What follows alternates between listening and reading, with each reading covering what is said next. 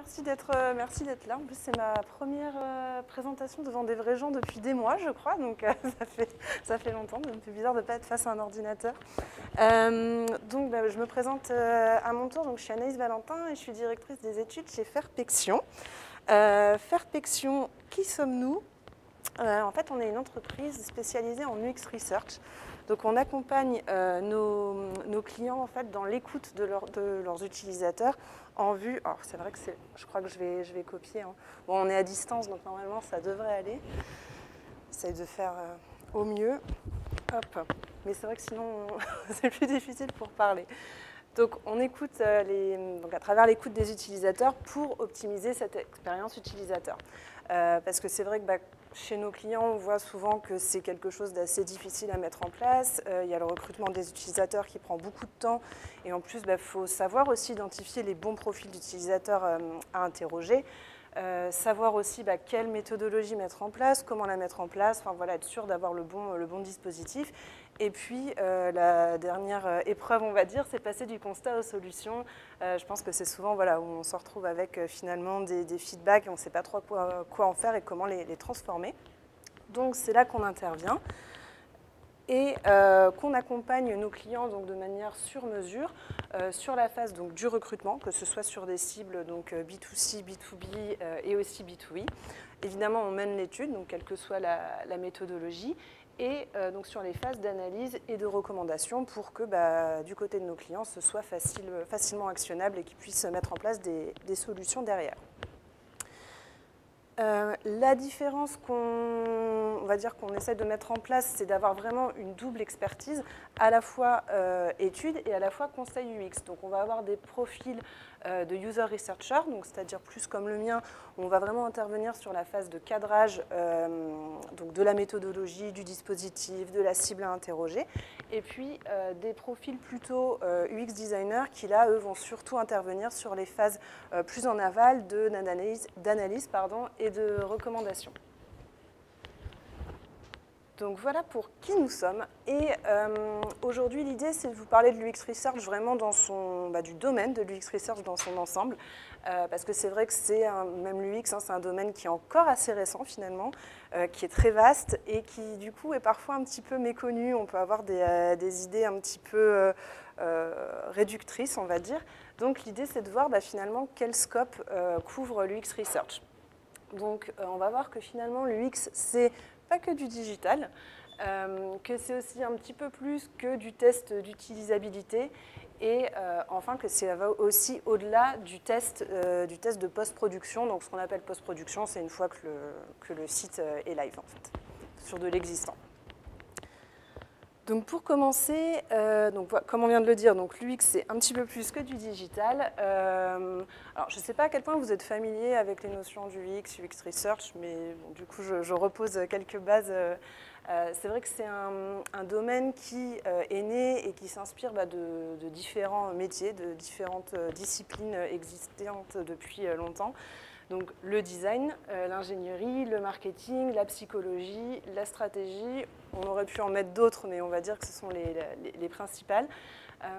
Donc on voit bien que finalement, réduire l'UX à du design d'interface digitale, ça serait aussi mettre de côté pas mal de disciplines qui influencent aussi cet univers. Donc l'UX, finalement, si on devait le définir en quelques mots, qu'est-ce que c'est ? C'est vraiment le ressenti et l'attitude d'une personne lors de l'usage d'un produit ou d'un service. Donc ça va vraiment être le point de rencontre entre cet utilisateur final et votre produit, votre marque ou votre service. Et on va voir que en fait, ces points de rencontre, ils peuvent être vraiment multiples. On reprend un petit peu cette notion donc, de design d'interface digitale. Donc oui, ça fait évidemment partie de l'expérience utilisateur, mais finalement, on va voir que c'est une toute petite partie de l'expérience utilisateur. Donc là, si on prend déjà le cas d'une expérience online, donc là, on a notre design d'interface utilisateur qui fait partie de l'univers du site web, mais qui en fait partie avec plein d'autres choses, que ce soit évidemment du contenu, de l'architecture d'information. Voilà, il y a déjà plein de choses qui vont constituer votre site. Et puis, même au-delà de ça, il va y avoir tous les points de contact qu'on peut retrouver qui ne dépendent pas de votre site internet. Donc ça va être, par exemple, on parlait justement SEO avec les voisins d'à côté, ça va être tout simplement la facilité à trouver votre marque sur Google. Votre présence sur les réseaux sociaux, est-ce que vous êtes présent, est-ce que vous êtes présent de la bonne façon? Les avis aussi qu'on peut retrouver, alors soit sur Google, soit sur TripAdvisor ou des choses comme ça. Donc là, on va déjà avoir, juste sur une expérience online, plusieurs points de contact. Et ensuite, évidemment, alors je pense qu'on en a tous conscience, mais c'est vrai que la grande majorité des expériences clients aujourd'hui, elles sont omnicanales. Donc là, on vient de voir le online, mais une expérience utilisateur aujourd'hui, elle est majoritairement constituée à la fois de points de contact online, mais aussi offline. Et pour l'utilisateur, tous ces points de contact vont vraiment constituer une seule et même expérience. Donc si on prend un exemple, on va dire plutôt classique de situation sur une marque d'e-commerce, on peut imaginer que par exemple, je vais sur Instagram, je vois un lien sponsorisé sur une marque qui me plaît, je clique dessus, donc ça c'est mon premier point de contact. Je vais arriver donc sur le site de la marque, je vais faire mon parcours d'achat, je vais donc procéder jusqu'à valider ma commande, donc ça va être mon deuxième point de contact. Finalement, au bout de quelques jours, je n'ai toujours pas reçu mon produit, donc je vais un petit peu m'inquiéter, je vais appeler le service client, donc ça va me faire un troisième point de contact. Finalement, je reçois mon produit, donc je vais regarder est-ce que le packaging est satisfaisant, est-ce que le produit aussi correspond à mes attentes, est-ce que c'est bien ce que j'ai commandé, donc ça va être un quatrième point de contact. Et puis, finalement, le produit ne me convient pas et je décide d'aller le retourner en magasin sur un point de vente si on est sur un retailer. Donc là, on va vraiment avoir 5 points de contact, mais du point de vue de l'utilisateur, ça va être une seule expérience. Donc ce qui est vraiment important aujourd'hui, c'est de considérer l'expérience client vraiment comme une expérience globale et d'avoir de l'homogénéité et de la continuité d'un point de contact à l'autre. Et c'est pour ça qu'on appelle ça une expérience passerelle, parce que l'idée, c'est vraiment de tisser des passerelles d'un point de contact à l'autre. Et qu'est-ce qu'on entend par continuité? Ça va être si, par exemple, j'appelle mon service client, mais qu'il n'est pas au courant, qu'il n'a pas eu l'information de ma commande qui avait été passée, là, il va y avoir un petit problème de synchronisation entre les différents points de contact qui vont générer une frustration chez l'utilisateur. Donc c'est pour ça que c'est bien important, même si encore une fois, là, on est évidemment là pour parler de e-commerce, mais voilà, on sait que le e-commerce, ça ne s'arrête pas seulement à notre site internet et que ça va un petit peu plus loin pour l'utilisateur.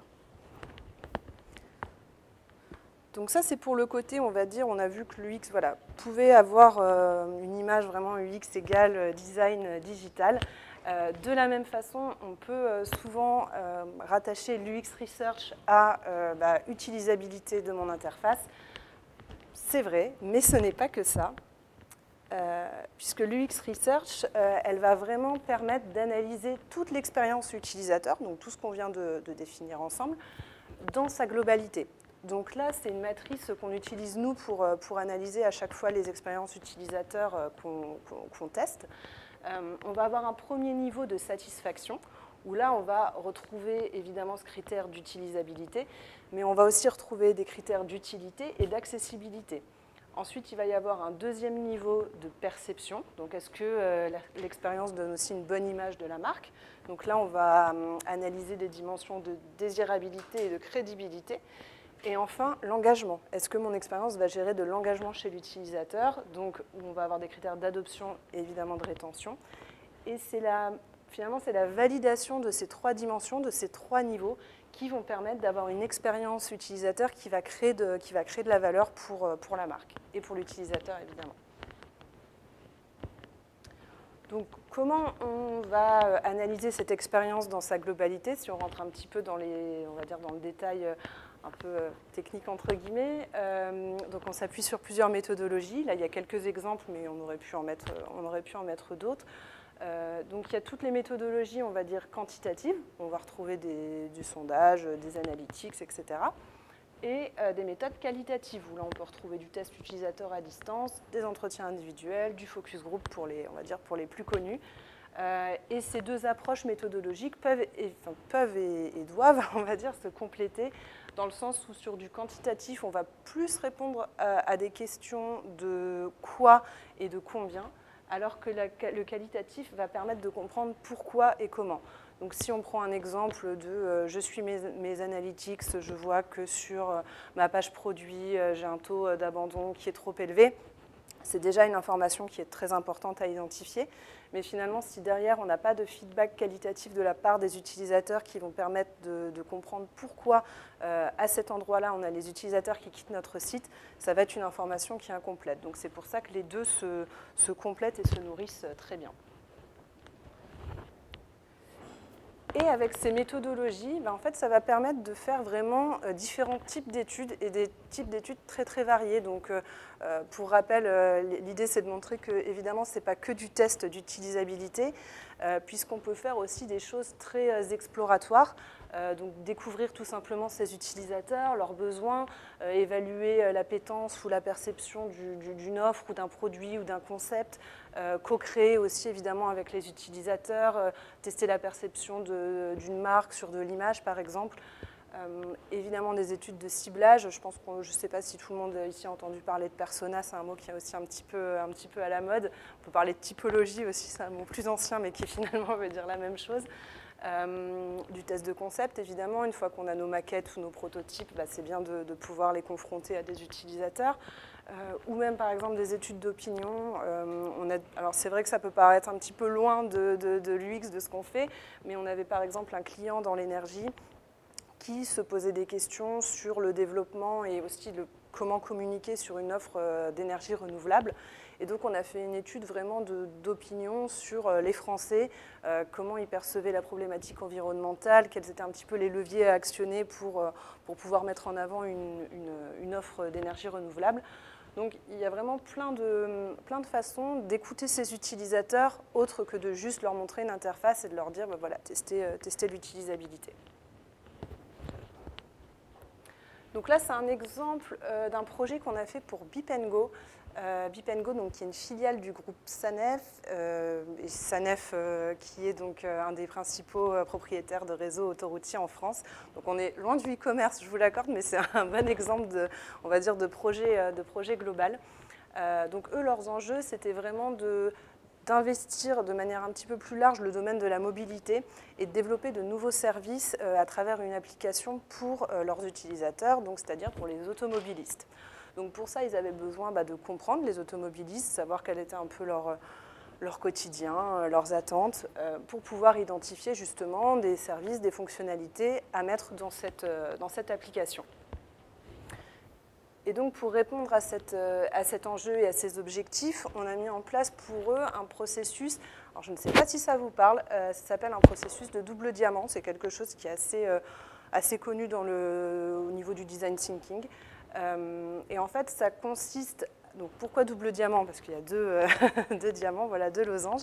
Le premier qui est vraiment une phase, on va dire, de détection de problèmes, et le deuxième où on va être plus sur de la mise en place de solutions. Et donc sur ce premier diamant, à chaque fois, enfin sur chaque diamant, on va avoir une première phase d'ouverture, et ensuite où on va venir resynthétiser et refermer, on va dire, un petit peu le champ des possibles. Donc sur une première phase de découverte, on avait mis en place une série d'entretiens individuels où là l'idée c'était vraiment justement d'écouter les automobilistes qui nous racontent un petit peu leurs habitudes, les points de friction qu'ils pouvaient rencontrer, leurs attentes. Ça nous a permis aussi de commencer à identifier des profils d'automobilistes, d'utilisateurs, qu'on est ensuite venu valider sur une deuxième phase, donc là où c'était un sondage quantitatif. Et en fait, on a voulu valider tout ce qu'on avait pu voir émerger sur la phase plus exploratoire, on va dire, d'entretien individuel. Et c'est cette deuxième phase qui nous a permis d'avoir vraiment des personas, on va dire, plus solides. Et donc ces personas, on les a utilisés dans la troisième phase d'idéation, en faisant des ateliers avec eux sur commencer un petit peu à construire le prototype en fait, de l'application. Beep & Go, avec son agence, a donc, suite à ces ateliers de création, a pu développer une version bêta qu'on est ensuite venu tester en test utilisateur à distance sur une trentaine d'individus. Donc là, on voit bien que le test utilisateur à distance, donc vraiment ce qu'on pourrait appeler le test d'utilisabilité, n'intervient vraiment qu'en dernier sur tout un processus de création. Est-ce que vous avez des questions peut-être pour l'instant? Non, on va passer à la suite. Donc la dernière partie, on va dire, qui va finalement faire pas mal écho à ce qu'on vient de se dire, c'est que l'UX Research, ça n'intervient pas que en phase de post-production. On a souvent des clients qui nous disent bah oui, j'aimerais bien tester, mais là, mon produit n'est pas fini. On le met live seulement le 26 novembre, donc on fera les tests après. Et nous, on essaie de leur faire comprendre que finalement, c'est mieux de tester avant, et on va voir pourquoi. Donc, évidemment, on peut et on devrait tester à chaque étape du projet. Donc là, par exemple, on a vu sur le cas qu'on a vu ensemble avec Beep & Go, on peut finalement écouter ses utilisateurs dès la phase d'exploration. On peut aussi faire avec eux ou tout simplement tester des designs, des prototypes, de la version bêta jusqu'à la mise en service. Et en utilisant à chaque fois, là c'est juste un exemple, diverses méthodologies qui peuvent se mettre en place en fonction de la problématique qu'on a. Et pourquoi, en fait, au-delà de les écouter, on va dire, à chaque étape d'un projet, ce qui est surtout important, c'est de les écouter le plus tôt possible. En fait, si on devait, on va dire, choisir sur plusieurs étapes, se dire, bon, bah voilà, évidemment, il y a aussi des raisons budgétaires, donc je ne peux pas écouter mes utilisateurs tout le temps, mais c'est important de le faire le plus en amont possible, tout simplement parce qu'on sait que la conception de l'UX sur un projet digital, ça représente un gros effort de développement, donc de temps aussi de vos développeurs, et pourtant c'est 80% en général de correctifs qui n'étaient pas prévus. Donc c'est-à-dire que si vous développez une application ou même tout simplement une nouvelle page, donc que vos développeurs passent du temps dessus, que vous la soumettez à vos utilisateurs, soit en phase de test, soit même finalement pas forcément en phase de test, et que vous vous rendez compte que vous n'avez pas pris les bonnes directions, bah, ça va prendre beaucoup plus de temps de détricoter et de retricoter dans l'autre sens tout ça, que si dès le début, on avait pu identifier les bonnes pistes à développer. Donc c'est un gain évidemment de temps et du coup aussi d'argent, puisqu'on sait que le temps des développeurs est précieux. Et au-delà en fait d'utiliser, pas d'utiliser, mais d'identifier les bonnes pistes à développer, donc la bonne direction à prendre pour tel projet, écouter vos utilisateurs, ça va aussi vous permettre de gagner du temps sur toutes les discussions internes. Et ça, on sait pour écouter nos clients que c'est souvent une grande, on va dire pas une friction, mais que c'est un grand problème qu'ils peuvent rencontrer, eux, tout simplement en interne, dans leur entreprise. Je pense que voilà, quand on monte un projet, je ne sais pas si vous, ça vous est déjà arrivé, mais c'est souvent qu'on a des discussions infinies sur alors oui, mais Michel pense que ça devrait être vert parce que la fille de sa cousine a vu que ça devait être vert. Et puis on a Philippe qui dit ah bah oui, mais moi j'ai vu une autre application qui disait qu'il fallait que ce soit rouge. Voilà, donc ça c'est des débats qui prennent beaucoup de temps, beaucoup d'énergie. Et finalement, en écoutant vos utilisateurs, vous venez un peu les mettre en juge de paix, on va dire en position neutre, externe, qui vient un petit peu trancher les débats et du coup mettre fin au débat. Et donc non seulement ça facilite la prise de décision, mais en plus c'est forcément, on va dire, la bonne décision dans le sens où ça vient de vos utilisateurs, donc de ceux qui vont utiliser votre produit in fine. Donc là, par exemple, on a une citation, c'est L'Oréal qui nous avait fait, un de nos clients qui nous avait fait un retour suite à des projets qu'on met en place régulièrement pour eux. Et il nous avait dit, voilà, le fait en fait, d'écouter nos utilisateurs régulièrement et à chaque phase, ça nous permet d'économiser 3 sprints agiles par projet digital. Sprint, je ne sais pas si ça parle à tout le monde, je me rends compte, sprint agile, c'est peut-être du vocabulaire un peu... c'est dans les méthodes agiles qui fonctionnent vraiment, donc ils appellent ça des sprints. En gros, c'est des itérations entre l'écoute utilisateur. Ils vont avoir des feedbacks, ils vont avancer sur un bout du projet en fonction de ces feedbacks, puis ils vont revenir en arrière. Voilà, ça fonctionne vraiment en itération. Donc voilà, donc en fait, ça va vraiment vous permettre de gagner en productivité parce que ça va vous permettre de gagner de l'argent, en tout cas de baisser les coûts, surtout dans ce sens-là, et de gagner du temps. Et alors, ça c'est, on va dire, si on pousse le raisonnement encore un petit peu plus loin et où on se met dans une démarche idéale, ça serait d'avoir une approche plus cyclique versus une approche linéaire.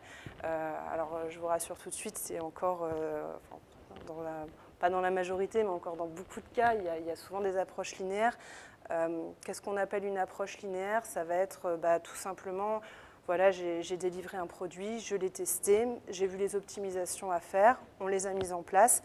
Et puis après, pendant 2-3 ans, je ne touche plus du tout à mon projet et du coup, on va le retester dans 2-3 ans et on verra ce qui s'est passé. Alors qu'une démarche cyclique, ça va vraiment consister justement à faire des itérations régulières, enfin des échanges, écouter tout simplement régulièrement vos utilisateurs. Et ça va vous permettre d'optimiser votre expérience en continu. Ça va aussi vous permettre de mesurer l'impact des changements que vous pouvez apporter au fur et à mesure entre 2 écoutes, de voir donc comment la satisfaction des utilisateurs évolue dans le temps, puisque les attentes d'utilisateurs ne sont pas forcément les mêmes entre, je ne sais pas, un an d'intervalle. Il y a plein de choses qui peuvent changer. Et puis donc d'éviter des projets de refonte qui finalement peuvent être assez lourds. Si je reprends l'exemple dont je parlais tout à l'heure, où on va apporter des modifications et rien toucher pendant 2-3 ans, en général, on va se retrouver avec un gros projet de refonte à mettre en place qui va prendre plusieurs mois. Alors que la démarche cyclique, ça va vraiment vous permettre d'être plus léger dans l'approche. Alors on utilise souvent le mot agile, mais oui, en gros, ça va vous permettre d'avoir des projets à aborder de manière un petit peu plus légère, récurrente certes, mais plus légère et qui consomment aussi un petit peu moins d'énergie et de temps humain. Et c'est d'ailleurs ce qu'on fait avec un de nos clients, qui est Lacoste. L'enjeu pour Lacoste, qui est quand même une image, qui a quand même une image de marque assez haut de gamme, c'est de renforcer les achats online tout en préservant cette image de marque. Et ils ont besoin d'avoir une expérience sur leur parcours d'achat online qui soit aussi satisfaisante, voire plus, que l'expérience qu'ils peuvent proposer en magasin. Donc c'est pour ça que eux, leur objectif, c'est vraiment de placer les besoins des utilisateurs et donc de leurs clients dans la construction et dans l'évolution du parcours d'achat online. Et donc avec eux, ce qu'on fait, c'est qu'on tous les 3 mois, on teste exactement la même chose, donc le parcours d'achat, donc en France et aux États-Unis, et ça permet vraiment de voir l'évolution en fait de ce parcours d'achat dans le temps. Donc là, on a un exemple de retour. Donc ça, c'était sur le périmètre France. En haut, c'est donc un test qui a été fait en janvier 2020, où on voit par exemple que la page produit n'était pas très bien perçue. Il y avait quand même beaucoup d'insatisfaction sur cette page, c'est-à-dire de problèmes qui étaient remontés de manière qualitative par les utilisateurs. Et en fait, donc il y avait notamment, si je me souviens bien, ils trouvaient qu'il n'y avait pas assez d'informations sur la fiche produit, qu'il n'y avait pas assez de visuels, donc ils n'arrivaient pas trop à projeter le produit. Et sur le deuxième test qu'on a fait, donc ça devait être en avril, entre-temps, ils ont amené des rectifications sur cette page produit et on voit que l'augmentation de la satisfaction a été assez significative. Donc le mode de livraison a bien chuté, mais on était en confinement, donc ça, c'était pas vraiment de leur faute.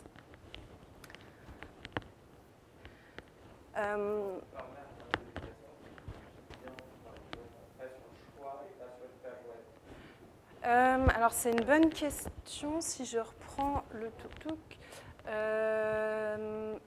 si mode de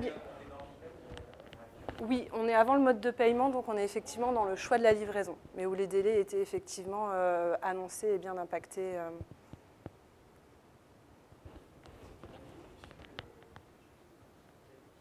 Kali, alors en fait c'est une bonne question, c'est du test utilisateur à distance.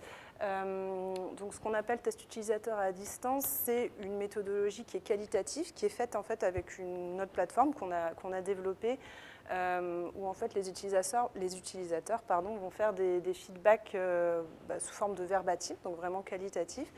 Et ça, c'est effectivement juste pour avoir un aperçu du parcours d'achat. Donc, comme je le disais, par exemple, les 70%, ça veut dire que sur cette étape de première impression, il y a eu 70% des personnes qui ont donné un retour positif à cette étape-là. Donc, c'est vraiment pour donner un aperçu, ce n'est pas du quantitatif. Ces petits tableaux en soi ne sont évidemment pas suffisants à une analyse et à une interprétation.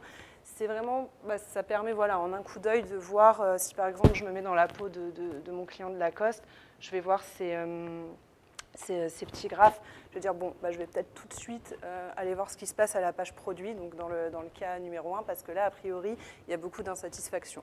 Donc c'est plus pour avoir une vue d'ensemble et pouvoir prioriser les actions à mettre en place derrière.